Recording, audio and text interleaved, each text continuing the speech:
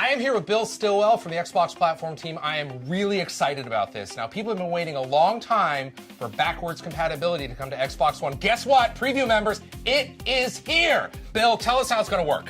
Thanks, Larry. Yes, backward compatibility for Xbox One is here. And what we've done is, in order to make this happen, which we didn't think was initially possible, we went ahead and actually built a virtual 360 all entirely in software. And then we take the old 360 games, put them in the emulator, and then we run it through emulation. That's really interesting because, I mean, that's based on the original Xbox One architecture where you had to do a lot of fancy stuff with the different operating systems, and we're seeing it happen right now. Now, Bill, behind us I see we've got Borderlands, incredibly popular on Xbox 360, but this is actually running on Xbox One. That's correct. Borderlands is one of my favorite games, and so this is one of the first titles we pulled through. And as you can see, this is the 360 game, right, complete.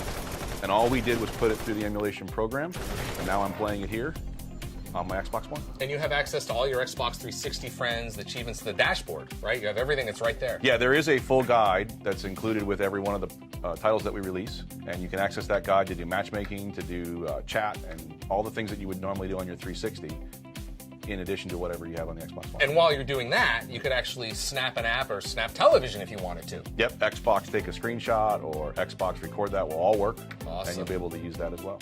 All right, Bill, let's talk about achievements. Very important to the Xbox community. How is that going to work with Xbox 360 achievements? These are still Xbox 360 achievements. You're still using an Xbox 360 game save, your cloud saves, carrying across just like it would from console to console. So you're only earning the 360 achievements. You're not able to earn them twice. So if I got them earlier, before Xbox One launched or even after, then I've already got them. You've already got them. Now, how's it going to work with digital titles that maybe I've purchased or the discs that I've got around the house? So for digital titles, we'll just pull those through. So they'll show up in your ready-to-install queue under My Games and Apps, and then you just install them digitally like you would an Xbox One digital title. And for disc games, we actually will now recognize the 360 disc. If it's in our catalog, you put it into your Xbox One, we download into your Xbox One hard drive, and then you play the game there as well. Now, we're deploying this right now for preview members, so if you're in the preview program, you'll have access to this, but it's going to be a wider deployment later this year, kind of general release.